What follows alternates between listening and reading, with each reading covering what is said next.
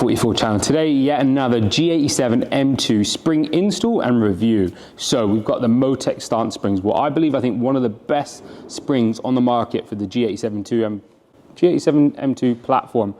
Pretty much this 4 to 5 finger gap that is in the arches is completely resolved. We're going to put a set of BIMX spacers to pull the tire out and a set of arch liner inserts and maybe a little plate holder. So we'll go into the parts in more detail shortly, but pretty much first we're going to measure the gap, well, from the bottom of the wheel to the top of the arch liner and put a mark to show you what the Motech springs do to the car, and then we'll go from there. All right, so we now have the tape measure on the bottom to the arch and it's 650. So 650. And then let's double check at the rear. Now at the rear of the car, again, we've got 657 on the bottom of the rim to the arch. 657. And what we'll do is once we install the springs, we can compare the drop and just see how much it's dropped, as well as you can take a note of that. And when the customer comes back, we can just see how things settle. But let's get this car on the ramp and see what we have installed.